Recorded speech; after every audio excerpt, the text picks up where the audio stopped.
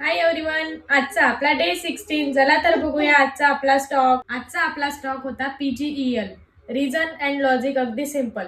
Stock काही आठवड्यांपासून एका रेंज मध्ये होता, जसं की साइडवेज.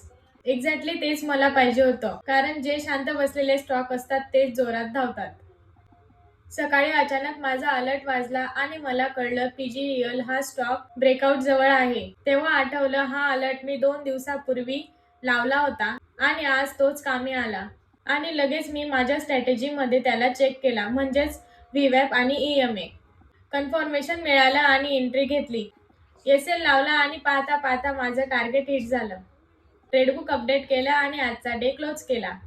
आजची न्यू लर्निंग: जे स्टॉक तुम्ही ॲनालिसिस करत आहात ते स्टॉक उद्या, परवा किंवा 1 आठवड्यानंतर तुमच्या सेटअपला आले हे कळण्यासाठी तुम्हाला अलर्ट सिस्टम लावावं लागेल. तसं मी वीकेंडला हे सगळं डीप एक्सप्लेन करणार आहे. तोपर्यंत फॉलो करून ठेवा. भेटूया नेक्स्ट व्हिडिओमध्ये. बाय.